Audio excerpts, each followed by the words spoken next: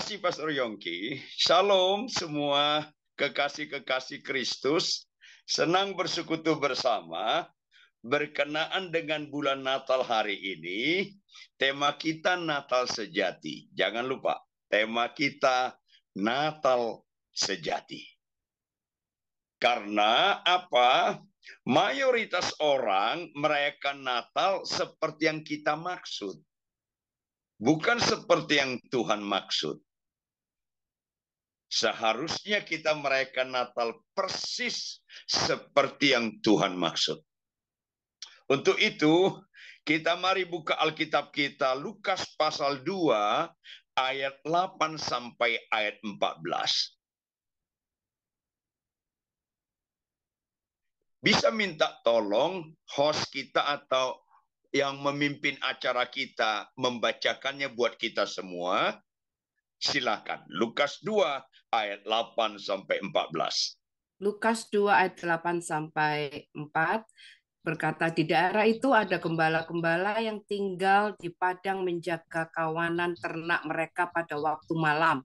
Tiba-tiba berdirilah seorang malaikat Tuhan di dekat mereka, dan kemuliaan Tuhan bersinar meliputi mereka, dan mereka sangat ketakutan.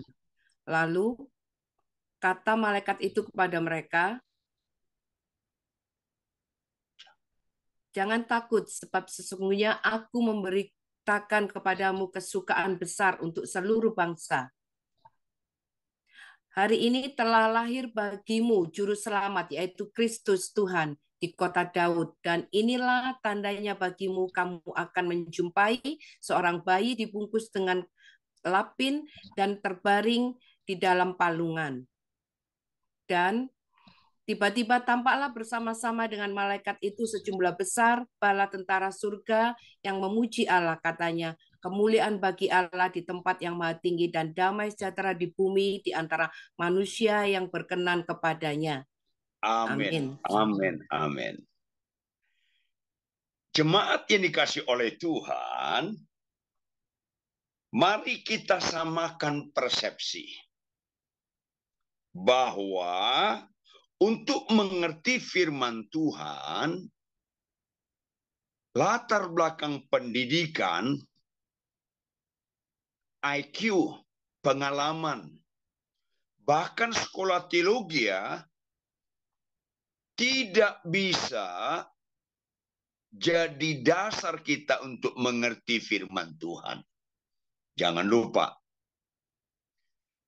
kita mengerti firman Tuhan kalau Tuhan singkapkan dan fokus kita teosentris. Sentrisnya Tuhan, bukan diri kita. Makanya Tuhan bicara kepada jemaat Roma yang notabene sudah percaya melalui Rasul Paulus dalam Roma 12 ayat 2, jangan serupa dengan dunia ini. Berubahlah melalui pembaharuan budimu, supaya melalui itu kita mengerti apa yang baik, yang berkenan kepada Allah, dan yang sempurna. Ini penting sekali. Oleh karena itu, kita belajar untuk tunduk terus di hadapan Allah, supaya kita mendekati firman Tuhan, tidak bicara tentang kita. Kita mendekati firman Tuhan, tidak lagi terfokus kepada kesukaan kita, tapi terfokus untuk kesukaan Tuhan. Ini penting sekali. Sehingga kita boleh memahami firman Tuhan dengan indah persis seperti yang Tuhan pikirkan.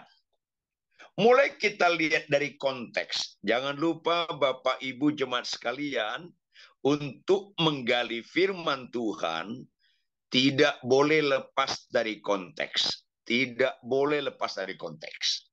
Sehingga firman itu yang bicara pada kita, bukan pikiran kita yang bicara, kita cari firman mendukung pikiran kita. Bukan. Tapi firman itu yang berbicara. konteks yang paling dekat dalam konteks ini, saat itu ada sensus penduduk yang dilakukan oleh Kaisar Agustus. Maka konsekuensi kalau sensus penduduk, setiap orang di wilayah kekuasaan Kaisar Agustus harus pulang ke kota kelahirannya atau ke kampung kelahirannya. Demikianlah Yusuf Maria pulang ke kota kelahirannya Bethlehem. Mereka pulang ke sana untuk mendaftar. Tapi uniknya, kok ada orang yang tidak pulang ya? Siapa dia? Para gembala. Para gembala di padang menjaga kawanan domba. Dalam konstruktif kalimat itu dalam bahasa Yunani, itu bicara gembala itu tidak punya nilai, bahkan lebih rendah daripada domba yang dijaganya. Konstruktif kalimat itu seperti anak kita dijaga oleh babysitter. Mana lebih kita kasihi? Anak kita atau babysitter? Ya anak kita lah. Para gembala menjaga domba. Mana lebih bernilai? Domba. Itu gambaran tentang manusia berdosa, Bapak Ibu jemaat sekalian. Maafkan saya Bapak Ibu saudara sekalian. Lihatlah yang serius. Menurut Tuhan, yang serius. Manusia berdosa, maafkan saya, manusia berdosa kalau nggak percaya kepada Tuhan Yesus, siapapun dia, apapun latar belakangnya, dia kepala negara atau rakyat biasa, dia orang yang intelektual tinggi atau orang yang intelektual biasa-biasa, apakah dia konglomerat atau dia rakyat jelata, semua manusia tanpa Tuhan akan lebih jelek yang dialaminya daripada binatang. Itu akibat dosa. Upah dosa adalah maut. Maafkan saya Bapak Ibu saudara kekasih. Kambing, domba, babi, ayam, ikan, kalau mati, nggak ada perkara surga, nggak ada perkara neraka. Camkan hal itu. Binatang mati, nggak ada perkara surga, nggak ada perkara neraka. Hilang begitu saja. Karena dalamnya tidak ada unsur kekekalan. Tetapi manusia tanpa Tuhan mati, dia akan binasa di neraka. Kata binasa artinya merasakan penderitaan dan kekecewaan yang tak berkesudahan.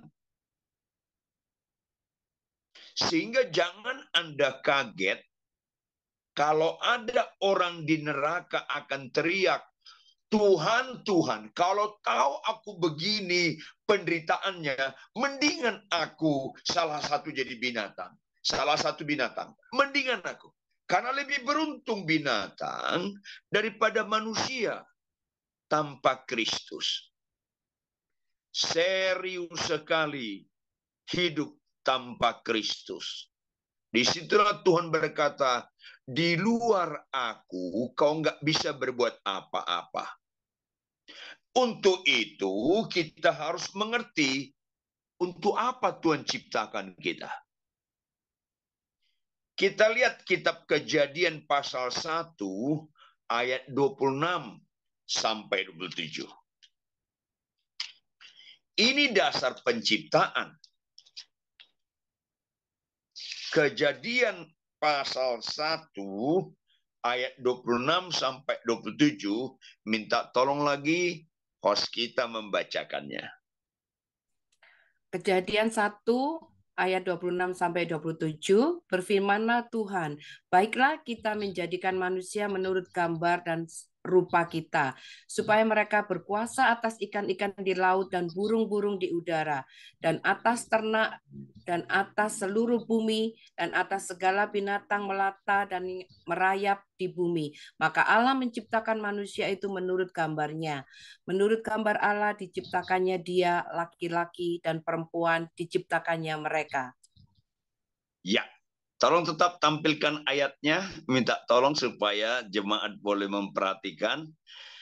Jemaat yang dikasih oleh Tuhan, puncak ciptaan Allah ada pada hari terakhir penciptaan, yaitu hari ke-6. Yang dimulai dengan hari pertama, kedua, ketiga, sampai kelima, setiap ciptaan Allah bagian pertama sampai bagian kelima selalu ditutup dengan kalimat Allah melihat bahwa semuanya itu baik. Allah melihat bahwa semuanya itu baik.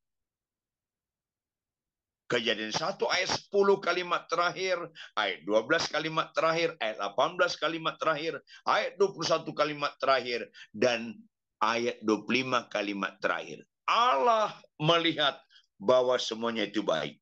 Artinya apa? Fokus Allah menciptakan alam semesta untuk manusia. Untuk manusia. Allah tidak membutuhkan matahari. Allah tidak membutuhkan pohon. Allah tidak membutuhkan air. Semuanya itu untuk manusia. Dan manusia menikmatinya dengan kuasa yang indah. Kalau manusia itu diciptakan segambar dengan Allah. Image of God. Imago Dei. Maka manusia itu diciptakan tujuannya sebagai gambar Allah. Tolong tangkap Bapak Ibu jemaat sekalian, fungsi gambar selamanya menyenangkan aslinya. Bapak Ibu pernah difoto bukan? Foto Anda itu gambar Anda. Gambar Anda selamanya menceritakan Anda. Gambar Anda tidak pernah menceritakan yang lain. Fokusnya menceritakan Anda. Kapan? Kapan saja dan di mana saja. Pagi, siang, sore, malam, bulan depan, foto Anda menceritakan Anda. Tidak terbatas ruang. Foto Anda diletakkan di ruang tamu, di kamar tidur, bahkan di toilet sekalipun, fotonya tidak ngambek. Selamanya menceritakan Anda. Camkan hal ini Bapak Ibu jemaat sekalian. Orang diciptakan oleh Allah harus menyenangkan hati Allah di mana saja dan kapan saja. Itu yang disebut sudah tiba saatnya starting point melalui Yesus. Kita menyembah Allah dalam roh dan kebenaran. Halo, menyembah Allah dalam roh dan kebenaran artinya roh itu merdeka di mana saja dan kapan saja. Hiduplah dalam kebenaran. Paling indah dalam hidup ini, kita hidup dalam kebenaran. Mujizat yang paling indah dalam hidup ini, kita hidup dalam kebenaran. Apapun situasi kita, jangan korbankan untuk hidup dalam kebenaran. Di mana saja dan kapan saja. Rohani kita waktu khotbah dengan rohani kita ketika mobil kita dipepet orang harus tetap rohani. Itulah menyembah Allah dalam roh dan kebenaran. Tidak sekedar kita memuji nama Tuhan, kita angkat tangan, setelah itu kita marah-marah di rumah, mobil kita dipepet, kita maki-maki. No. Itulah gambar Allah. Kalau kita memiliki gambar Allah, kita punya karunia yang sangat luar biasa. Bukan sekedar karunia memiliki, tetapi menikmati. Di mana itu? Mengucap syukur dalam segala hal. Bapak Ibu jemaat sekalian, siapapun istrimu, siapapun suamimu, bagaimanapun karakter dia, ingat, kita tidak pernah salah pilih. Bagaimanapun. Karena sentris kita Tuhan, maka kita penuh dengan ucapan syukur. Tuhan, terima kasih. Dengan segala kekurangan pasanganku, aku sungguh tahu itu dari Tuhan dan yang terbaik. Mengucap syukur dalam segala hal. Bersukacita senantiasa. Itulah gambar Allah. Karena ketika kita mengucap syukur dalam segala hal, di situ statement hidup kita berbobot. Kau itu sempurna Tuhan. Kau itu baik. Kau tidak pernah salah. Itulah gambar Allah. Maka Allah menciptakan manusia gambarnya dengan titik berangkat dimulai dengan kata baiklah. Kita menjadikan manusia. Baiklah, titik berangkat dari 5 kata penutup ciptaan sebelumnya. Allah melihat semuanya itu baik. Allah melihat bahwa semuanya itu baik. Maka semua yang baik yang dibutuhkan manusia sudah tersedia. Baru Allah Tritunggal, Allah kita, baiklah kita, kata kita di situ jamak tapi tunggal, tunggal tapi jamak. Allah Bapa, Putra dan Roh Kudus. Baiklah kita menjadikan manusia menurut gambar dan rupa kita. 1 Yohanes 4 ayat 8. Allah adalah kasih. Karena kita gambar Allah, kita makhluk kasih. Beraktualisasilah dalam hidup ini dalam kasih. Sehingga siapapun yang kita hadapi, kita tidak terganggu. Sampai-sampai Tuhan berkata, kasihlah musuhmu. Kalau musuh saja kita kasih, apalagi istri dengan segala kekurangannya, apalagi dengan suami. Bapak, Ibu, jemaat sekalian, jangan tidak mengasihi istrimu, jangan tidak mengasihi suamimu, apapun dia. Ini indah sekali dalam Tuhan. Malanglah nasib kita kalau kita nggak hidup dalam kasih. Itulah yang Tuhan katakan kepada jemaat Korintus. Sekalipun aku punya bahasa macam-macam, termasuk bahasa malaikat atau istilahnya bahasa roh. Tetapi kalau tanpa kasih, tong kosong nyaring bunyinya. Sekalipun aku punya nubuat, mujizat, apapun namanya, kalau tanpa kasih, tidak ada manfaatnya. Maka manusia makhluk kasih, di situ dia berkuasa, kata Alkitab.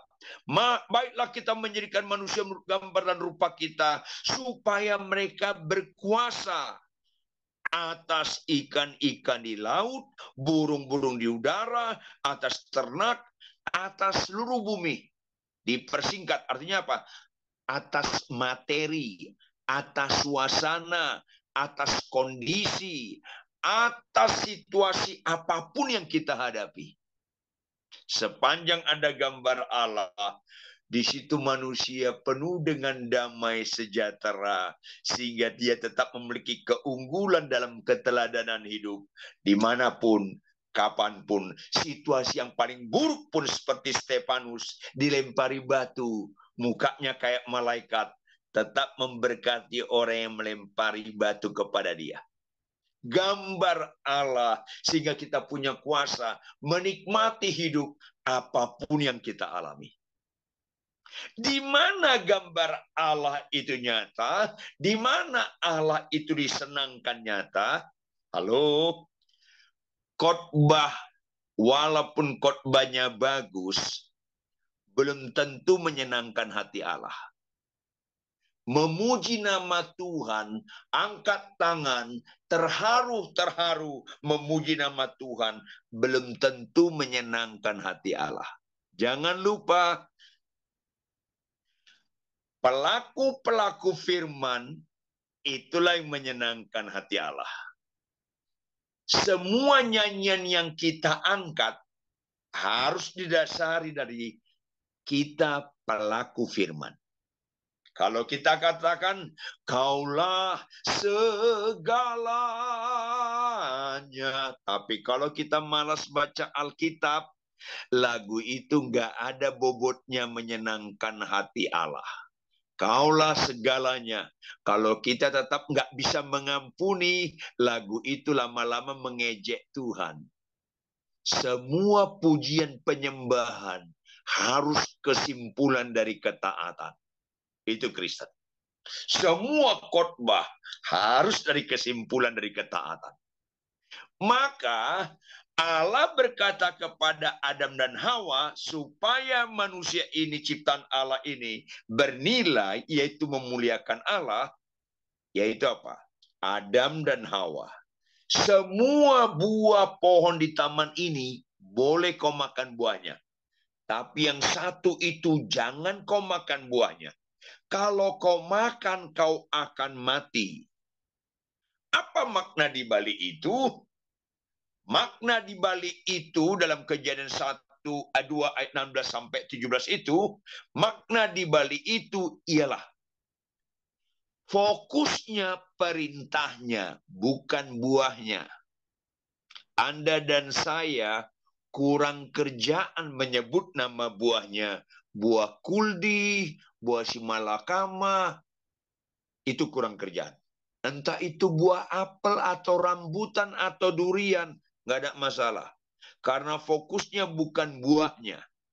Fokusnya perintahnya. Ini penting sekali. Saya ulangi, fokusnya perintahnya. Why? Dengar jemaat yang dikasihi. Kalau kita taat, itu satu-satunya, nggak ada duanya. Itu satu-satunya statement hidup yang berbobot, kita mengatakan, aku ciptaanmu Tuhan. Ketaatan adalah satu-satunya statement hidup yang berbobot, kita mengatakan, aku ciptaanmu Tuhan.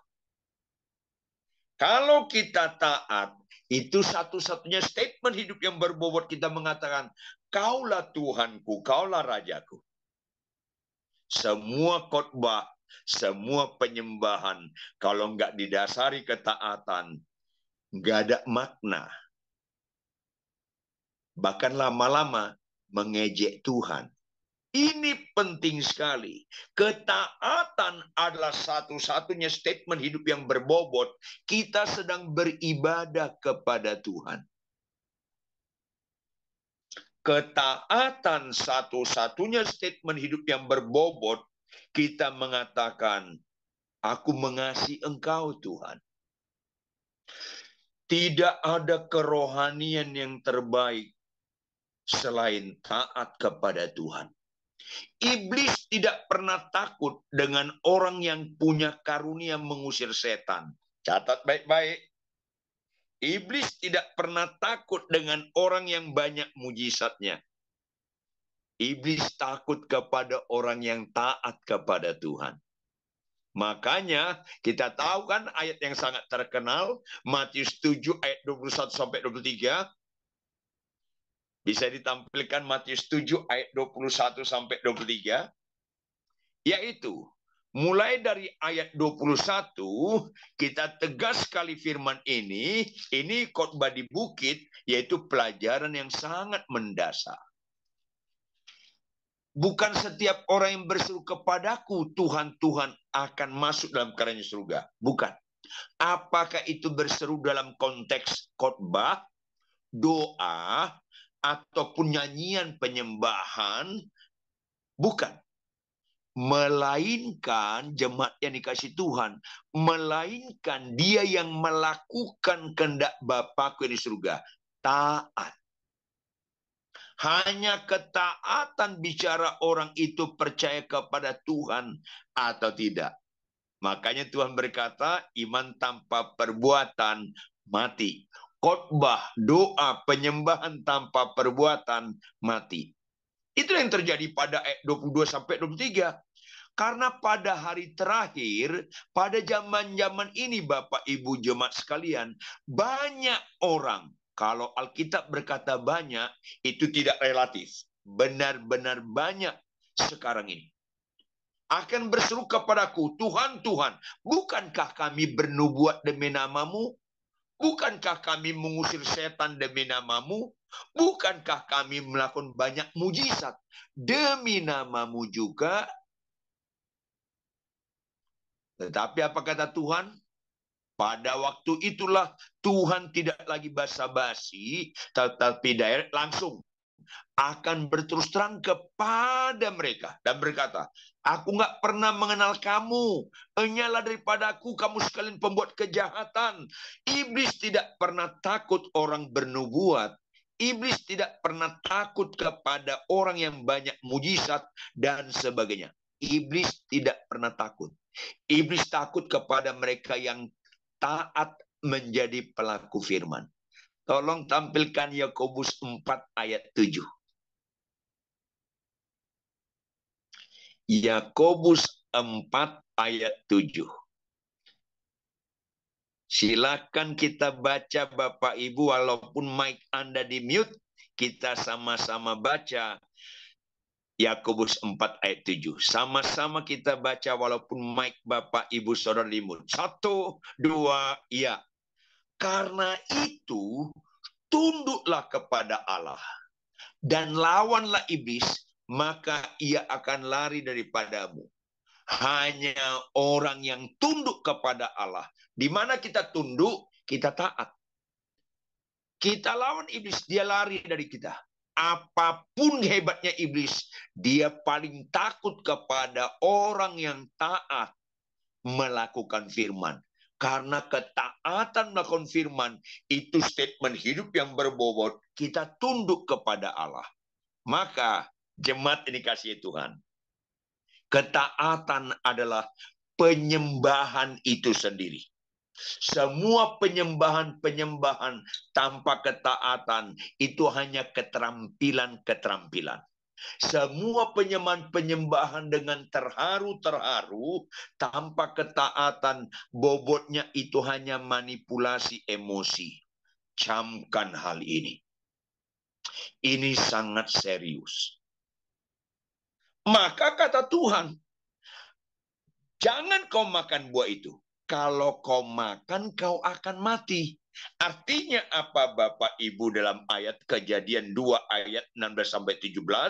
Yaitu, kalau nggak taat, itu namanya dosa. Yang paling serius dalam hidup ini, tidak taat.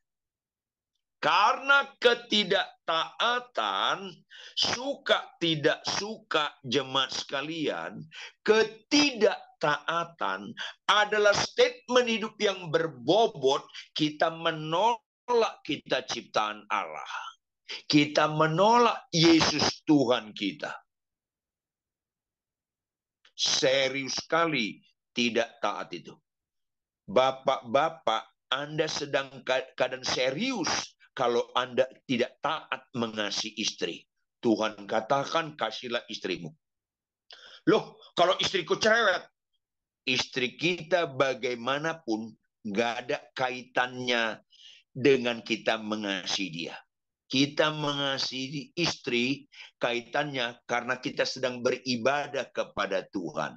Kita mengasihi istri bagaimanapun kelakuan istri karena kita sedang mengakui Yesus itu penebus juru selamat, pemilik hidup kita. Ibu-ibu, Tuhan berkata, hai istri, tunduklah pada suami. Kalau Anda tidak tunduk pada suami, situasi Anda sangat serius. Ini penting sekali. Supaya Anda selaras dengan pikiran Kristus. Sehingga ketika Hawa ambil satu buah, dia nggak ngambil 3 karung loh. Dia nggak ngambil 1 truk karena ketidaktaatan itu bukan berkenaan dengan jenis. Tetapi Anda taat atau tidak taat pada perintah Tuhan. Sedih sekali ada orang, suaminya nyeleweng, itu memalukan ya. Mengkhianati perkawinan itu sangat rendah derajat kita. Tetapi ketika nyeleweng, istrinya dikendalikan dosa suaminya, sehingga istrinya benci dan tidak mau melayani suaminya. Ketika mati, dua-duanya ke neraka. Bingung istri. Loh, suamiku berzina kok aku ke neraka? Halo, ketidaktaatan suami, kau disertai ketidaktaatanmu terhadap perintah Tuhan. Hai istri, tunduk pada suami. Ini penting sekali. Maafkan saya, kemungkinan istri saya lebih cerewet dari ibu-ibu di sini. Karena istri saya punya peraturan di rumah lebih ketat dari hukum Taurat. Jangan ketawa, ini penderitaan. Tapi tidak ada kemungkinan cerewet istri saya bisa merubah firman, hai suami, kasihlah istrimu. Cerewet istri saya. Misalnya, kelakuan buruk dia yang paling buruk sekalipun tidak bisa merubah firman. Jangan hina firman Tuhan gara-gara kelakuan suamimu, gara-gara kelakuan istrimu, gara-gara kelakuan orang lain. Anda tidak mengasihi mereka. Jangan buat kelakuan buruk orang lain membuat firman Tuhan batal. Tidak bisa. Sejahat-jahatnya orang, tetap Tuhan katakan, kasihlah musuh. Sesakit-sakitnya Stefanus dilempari batu, tetap dia mengasihi mereka. Dan Stefanus berkata, Bapa, jangan timpakan kesalahan ini pada mereka. Dan itulah yang Yesus kasih contoh. Bapa, ampunilah mereka, karena mereka tidak tahu apa yang mereka berbuat. Rohani seseorang bukan di khotbahnya, bukan di penyembahan-penyembahan di gerejanya, bukan di nubuat, di mujizatnya. Di ketaatannya kepada Tuhan. Absolut. Itu Natal yang sejati. Maka Bapak Ibu, lihatlah yang serius, menurut Yesus serius. Bagi orang nggak percaya, dia butuh mujizat sakit sembuh, buta celik, lumpuh berjalan, bukan sebagai tujuan, sebagai alat, sebagai jembatan untuk percaya Yesus. Bagi orang benar, bagi orang percaya kepada Tuhan, nggak tertarik lagi mendoakan dirinya supaya sembuh. Nggak tertarik lagi. Tetapi dia tertarik, sembuh nggak sembuh, jadikan aku pelaku firman sampai akhir hayatku. Itu Kristen sejati. Malah dalam banyak hal, orang Kristen yang benar, kalau dia sakit parah, dia bilang, Tuhan, kalau saatnya aku meninggal, tolonglah jangan delay. On time lah Tuhan, on time lah. Karena kita naik pesawat juga nggak mau delay, kita maunya on time, apalagi ke surga. Halo, kalau saya khotbah di Aceh, saya khotbah di Padang, saya khotbah di komunitas orang nggak percaya, saya khotbah tentang mujizat-mujizat kesembuhan. Tetapi kalau di jemaat, di gereja yang notabene adalah komunitas orang percaya, saya khotbah pengajaran supaya mereka jadi pelaku-pelaku firman. Maafkan saya Bapak Ibu jemaat sekalian, kalau orang percaya sakit kanker, nggak nangis dia. Kita kena kanker dengan kena bisul, rasanya lebih bahagia kanker. Karena kanker lebih efektif untuk kita mati dan masuk surga. Kalau bisul, lama banget matinya. Bisa nggak mati-mati malah. Ini penting maksud saya, supaya kita jangan lagi melihat yang serius menurut manusia serius. Orang nggak percaya, bahkan penjahat sekalipun, rasanya malang banget kalau kena kanker. Orang Kristen malang banget kalau nggak mengasihi istri. Malang banget kalau nggak tunduk pada suami. Malang banget Anda kalau nggak menghormati orang tua. Malang banget Anda. Karena yang paling malang tidak taat. Ini penting. Sampai kedatangan Tuhan Yesus yang kedua kali, khotbahkanlah kebenaran seperti ini. Anda tidak keliru memaknai Alkitab. Maka ketika Hawa tidak taat, diusir keluar dari Firdaus. Catat baik-baik Bapak Ibu, Anda tidak pernah salah, tidak keliru kalau memaknai dosa itu sama dengan tidak taat. Membunuh, korupsi 5 triliun dengan menipu 50.000 sama. Upah dosa adalah maut. Tidak bicara jenis dosanya. Sehingga orang menipu korupsi 5 triliun dengan menipu 50.000, kalau dua-duanya nggak bertobat, dua-duanya ke neraka. Tidak ada di neraka. Orang korupsi 5 triliun, apinya besar. Yang 50.000, apinya kecil. Nggak ada. Kalau nggak percaya Anda, matilah nanti malam, intiplah. Nggak ada. Ini penting. Halo jemaat. Jangan main-main dalam ketidaktaatan. Hanya tidak taat, yaitu dosa, yang membuat kita putus hubungan dengan Allah. Dan itu serius. Tolong baca Roma 3 ayat 23 dan Roma 6 ayat 23. Silakan host kita.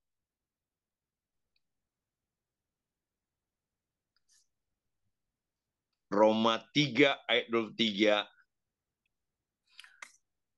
Roma 3 ayat 23, karena semua orang telah berbuat dosa dan telah kehilangan kemuliaan Allah. Yes. Sebab upah dosa ialah maut, tetapi karunia Allah ialah hidup yang kekal dalam Kristus Yesus Tuhan kita. Yes. Terima kasih. Jemaat yang dikasih oleh Tuhan. Semua orang telah berbuat dosa dan telah kehilangan kemuliaan Allah. Tidak ada kejadian dalam hidup ini yang bisa membuat hilang kemuliaan Allah selain dosa.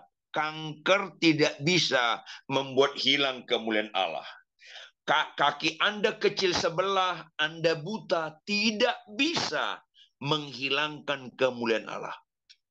Maafkan saya, Anda sampai mati nggak punya jodoh, Anda sampai mati tidak punya keturunan, tidak bisa menghilangkan kemuliaan Allah.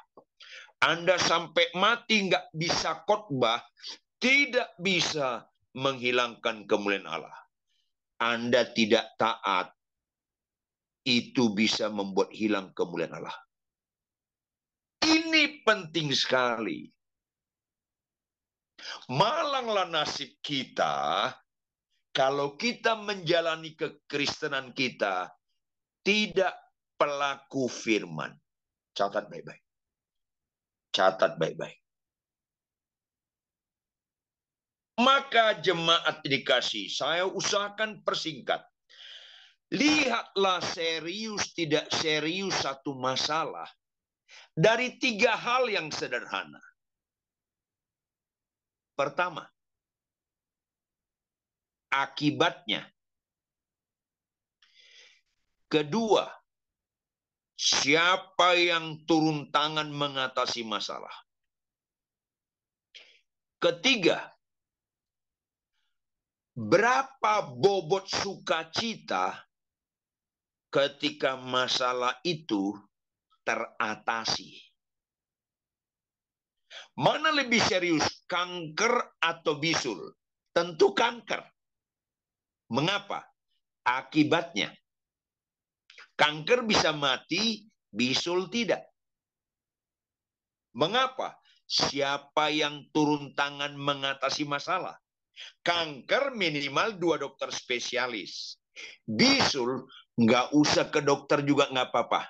Plototin aja itu bisul, nanti dia gede, kemerah-merahan, kebiru-biruan, ada matanya, meletus, sembuh. Pengalaman pribadi. Mengapa? Orang lebih berbahagia kanker sembuh daripada bisul sembuh. Sehingga kalau di gereja orang kesaksian kankernya sembuh, orang suka memperhatikan. Tetapi kalau kesaksian bisul sembuh, orang nggak mau memperhatikan. Jawab jemaat dimanapun Anda berada. Mana lebih serius? Dosa atau kanker? Dosa, Bapak Ibu. Pertama akibatnya, upah dosa maut, bukan upah kanker maut. Saya beritahu Anda, ada nggak orang sakit kanker, didoakan nggak sembuh, didoakan nggak sembuh, mati tetap masuk surga? Ada. Kanker nggak bisa menghalangi kita ke surga. Sebaliknya, ada nggak orang sakit kanker, didoakan oleh kuasa Kristus, sembuh, mati masuk neraka? Bukan ada, banyak. Karena kesembuhan tidak bisa menghalangi orang masuk neraka. Sepanjang dia berdosa, 10 orang sakit kusta, semuanya disembuhkan oleh kuasa Kristus, 1 yang selamat, 9 binasa. Ini penting. Lihatlah yang serius menurut Tuhan Yesus serius. Jangan kau makan buah itu. Kalau kau makan, kau akan mati. Artinya, tidak taat itu dosa, mati. Upah dosa maut. Karena tidak taat itu satu-satunya statement hidup yang berbobot. Kau bukan Tuhanku. Itu serius. Bapak, Ibu, itu serius. Jangan ada lagi di antara kita nggak taat baca Alkitab tiap hari. Jangan lagi dipermasalahkan tentang perpuluhan. Kalau Anda permasalahkan, Anda nggak ngerti bahwa memberikan perpuluhan itu latihan supaya kita nggak memberikan lagi perpuluhan, tapi seluruhnya kita berikan. Tahun ini saya 43 tahun jadi hamba Tuhan. Kalau Anda perhatikan, banyak berkat yang saya terima. Kalau Anda perhatikan hidup kami sekeluarga, hidup kami sederhana.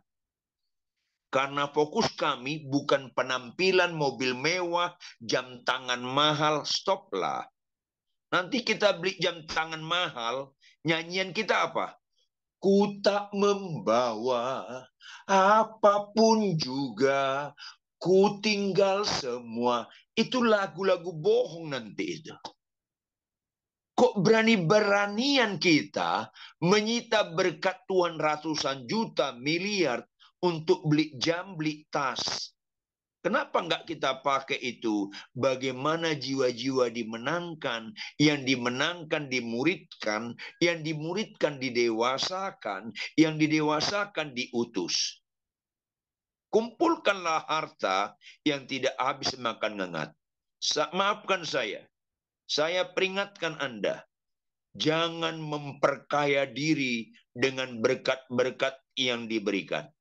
Berkat-berkat yang diberikan supaya kita menjadi alat bagaimana terangkat kemuliaan bagi Allah di tempat yang maha tinggi. Ini penting sekali. Ini penting sekali jemaat. Oleh karena itu, mana lebih bahagia? Dosa diampuni atau kanker sembuh? Ya dosa diampunilah. Kenapa? Yang turun tangan mengatasi dosa itu Tuhan, bukan 2 dokter spesialis. Bukan ratusan dokter spesialis. Kepala negara Jokowi, John Biden, Kanselir Jerman, Perdana Menteri Cina, turun tangan pun nggak bisa mengatasi dosa. Dosa itu sangat serius. Sampai Tuhan yang turun tangan. Seharusnya orang Kristen berbobot teriak kepada dunia ini, jangan berbuat dosa. Karena orang Kristen yang tahu Tuhan turun ke dunia untuk menyelesaikan dosa, bahwa dosa itu sangat serius. Orang Kristen harus teriak keras, jangan berbuat dosa. Harus terbit sebelum kedatangan Tuhan Yesus yang kedua kali. Yohanes Pembaptis di akhir zaman. Sadarlah dan bertobatlah, kerajaan Allah sudah dekat. Sadarlah dan bertobatlah, kerajaan Allah sudah dekat. Jangan lebih banyak khotbah kesembuhan daripada khotbah pertobatan. Jangan lebih banyak khotbah mujizat-mujizat daripada pertobatan. Ini penting di akhir zaman. Tapi saya sedih, banyak orang Kristen main-main dalam dosa. Ada pendeta punya istri simpanan. Ada pendeta cerai. Ada ibu pendeta menggunakan firman mengambil suami orang. Ada pendeta homoseks, lesbian. Stoplah. Jangan berbuat dosa lagi, jemaat. Karena itu, dosa sangat serius. Tuhan turun tangan. Oleh karena itu, sukacita besar bagi dunia bukan kanker sembuh. Karena nggak semua di dunia itu sakit kanker. Sukacita, berita sukacita di dunia, joy to the world, bukan lumpuh berjalan. Tetapi semua orang di dunia telah berbuat dosa. Joy to the world itu bicara Yesus datang melepaskan masalah dunia. Dosa. Ini penting. Jangan pernah kurangi khotbah-khotbah supaya manusia itu meninggalkan dosa. Ini penting sekali. Makanya berita Alkitab terutama, tolong kita buka Lukas pasal 24. Berita Alkitab Injil yang terutama, kita bisa baca host ayat 46 sampai ayat 47. Lukas 24 ayat 46 sampai 47. Lukas 24 ayat 46 sampai 47, katanya kepada mereka, ada tertulis demikian, Mesias harus menderita dan bangkit dari antara orang mati pada hari yang ketiga. Dan lagi, dalam namanya berita tentang pertobatan dan pengampunan dosa harus disampaikan kepada segala bangsa, mulai dari Yerusalem. Terima kasih. Ini yang harus diberitakan. Kalau mujizat sakit sembuh itu hanya sisipan. Bukan pokok berita utama. Kalau pemulihan ekonomi itu sisipan. Bukan pokok berita utama. Ini penting. Makanya lebih bahagia dosa diampuni daripada sakit sembuh. Sehingga Alkitab tegas sekali, Lukas 15 ayat 7 dan 10. Bisa dibaca host? Lukas 15 ayat 7 dan ayat 10.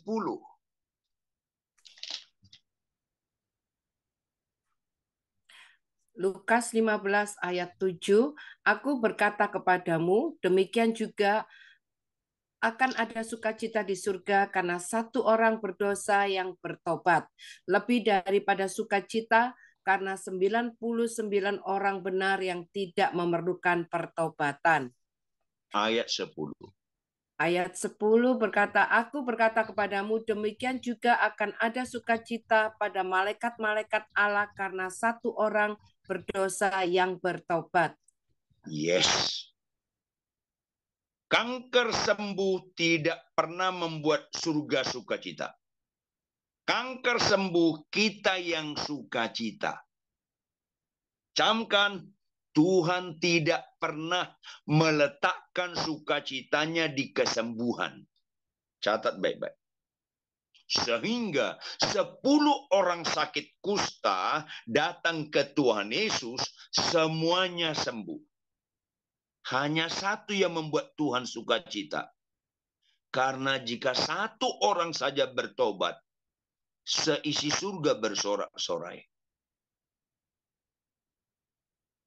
Sembuh, mobil Anda mobil mewah, meningkat ekonomi Anda cantik dan ganteng, itu bobotnya happy, not joy.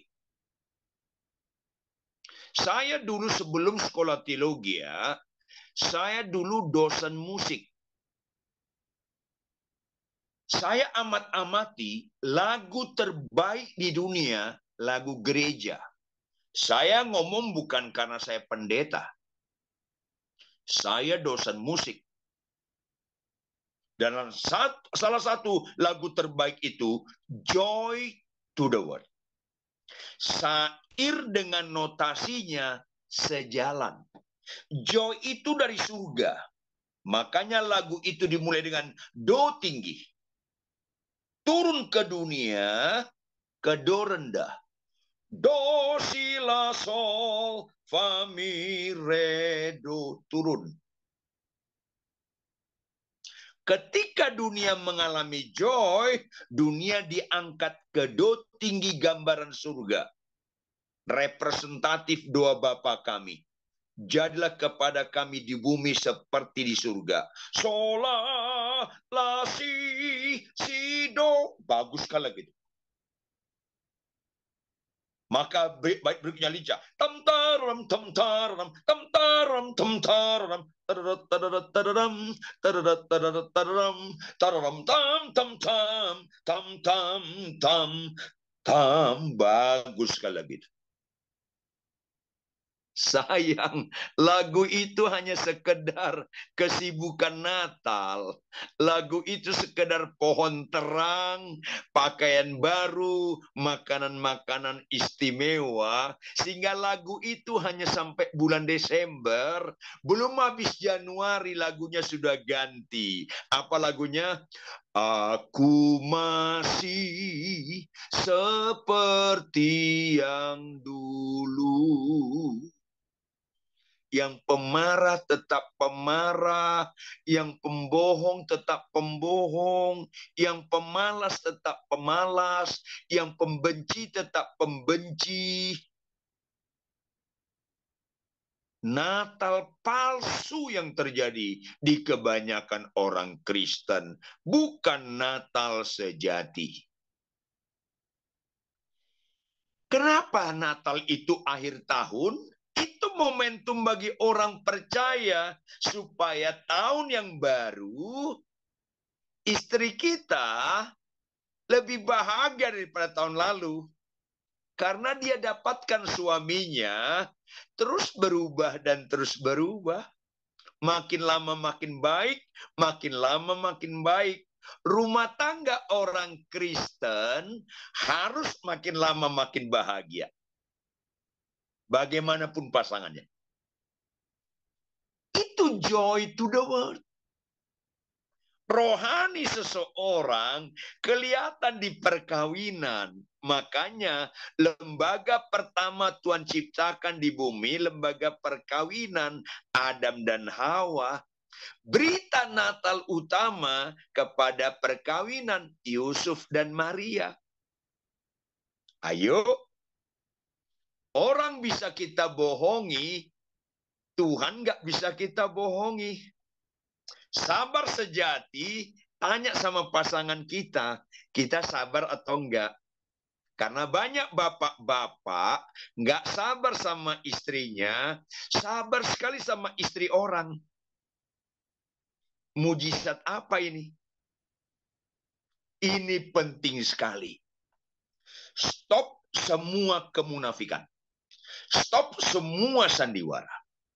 Marilah kita tulus dan murni merayakan Natal. Joy to the world. Yang kedua, berita sukacita yang kedua, kemuliaan bagi Allah di tempat yang maha tinggi. Di mana kemuliaan bagi Allah di tempat yang maha tinggi? Dua dalam Alkitab yang membuat Tuhan sukacita. Yang pertama, bertobat. Biarlah perayaan Natal ini ada hal-hal yang kita tinggalkan manusia lama kita, bertobat, sehingga kita kasih hadiah Natal kepada putra Natal yang berulang tahun, Yesus Kristus. Kasih hadiah Natal dong Bapak Ibu. Yang berbohong jangan berbohong lagi, yang pemarah jangan lagi pemarah, yang sombong jangan lagi sombong lah. Tetapi hadiah yang paling indah lagi adalah yang kedua. Tuhan Yesus pakar bahagia. Sebagaimana khotbah saya yang lalu kepada jemaat Bethany, New York. Apa itu? Sukacita yang sejati. Orang yang berbahagia adalah orang yang mendengarkan firman Tuhan serta memeliharanya, yaitu merenungkan dan melakukannya. Kita bukan saja bertobat. Perintah apa yang kita ketahui yang belum kita lakukan? Maka kasih hadiah kepada Tuhan Yesus Kristus yang berulang tahun pada Natal ini. Yuk, semakin militan kita menjadi pelaku firman Tuhan sampai mati. Tolong baca host Yohanes 14 ayat 15.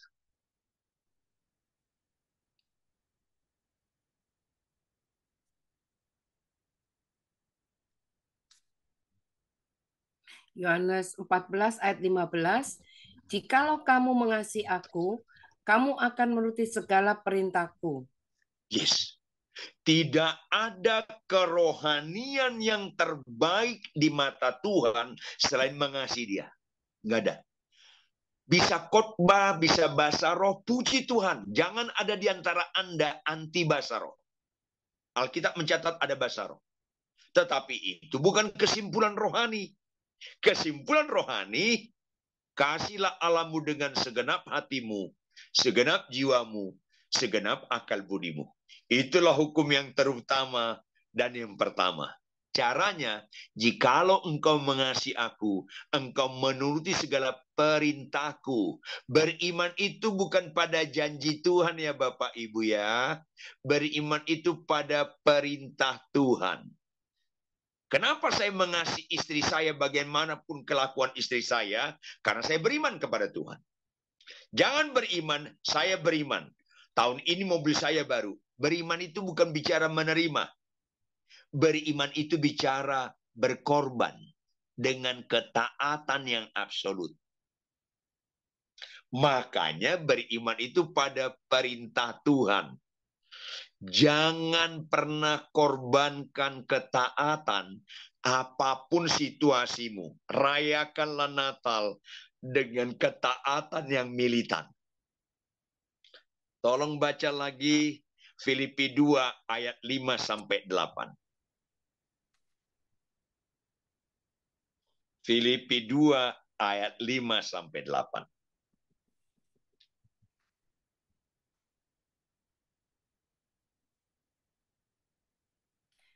Filipi 2 ayat 5 sampai 8, hendaklah kamu dalam hidupmu bersama menaruh pikiran dan perasaan yang terdapat juga dalam Kristus Yesus, yang walaupun dalam rupa Allah tidak menganggap kesetaraan dengan Allah itu sebagai milik yang harus dipertahankan, melainkan telah mengosongkan dirinya.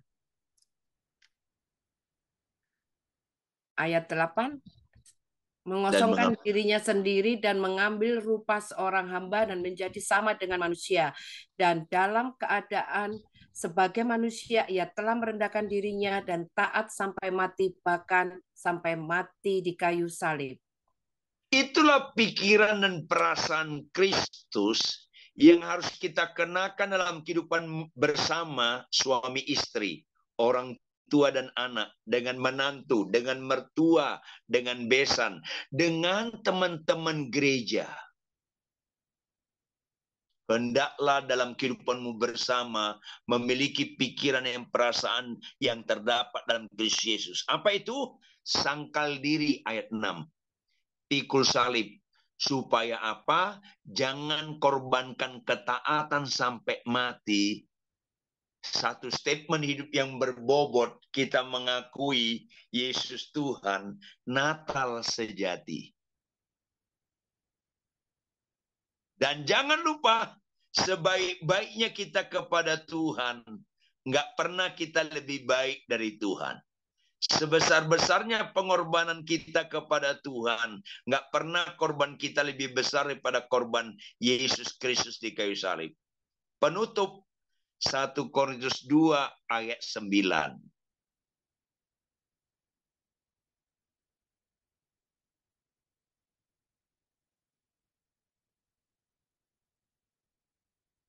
Ya. 1 Korintus 2 ayat 9. Silakan host. 1 Korintus 2 ayat 9, tetapi seperti ada tertulis, apa yang tidak pernah dilihat oleh mata dan tidak pernah didengar oleh telinga dan yang tidak pernah timbul di dalam hati manusia, semua yang disediakan Allah untuk mereka yang mengasihi Dia. Yes, kata kuncinya yang mengasihi Dia. Siapa yang mengasihi Dia? Jikalau engkau mengasihi aku, engkau menuruti segala perintahku. Adam dan Hawa, jangan kau makan buah itu. Maka ketaatan, orang yang taat tidak mengejar berkat, tapi berkat yang mengejar orang taat. Orang yang mengasihi Tuhan, orang yang fokusnya bukan pada janji Tuhan, tapi perintah Tuhan, tidak mengejar janji. Janji Tuhan yang mengejar dia. Selamat hari Natal, jemaat yang dikasihi Kristus. Rayakanlah Natal, meninggalkan dosa dan kejahatan, dan jadilah pelaku-pelaku firman Tuhan. Anda sedang merayakan Natal persis seperti yang Tuhan pikirkan. Shalom. Bisa kita tunduk kepala sebentar dan kita berdoa? Terpujilah Engkau kekal selama-lamanya, Allah kami yang hidup. Yesus Kristus, Tuhan Juru Selamat, penebus kami. Sungguh Tuhan, Engkau sangat mengasihi kami. Kau ungkapkan isi hatimu supaya kami merayakan Natal persis seperti yang kau maksud. Yaitu memperingati hari lahirmu, ulang tahunmu, dengan kami memberikan sesuatu yang menyenangkan hati Tuhan. Yaitu, jika ada dosa dan kejahatan kami ditegur secara langsung atau tidak langsung melalui pemberitaan firman hari ini, ampuni kami Tuhan. Ampuni kami Tuhan.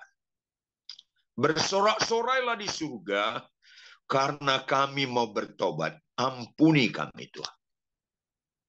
Dan dalam perayaan Natal ini, berita sukacita kemuliaan bagi Allah di tempat yang maha tinggi ketika kami menjadi pelaku-pelaku firman Tuhan. Ketika kami taat, di situ statement hidup berbobot, Kaulah Tuhan kami, Kaulah Raja kami, Kaulah segalanya bagi kami, dan kami sedang beribadah dan menyembah Engkau. Ketika kami taat, maka orang yang berbahagia adalah orang yang mendengarkan firman Tuhan serta memeliharanya, merenungkan dan melakukannya. Disitulah kualitas rohani orang percaya terbaik, yaitu mengasihi Tuhan.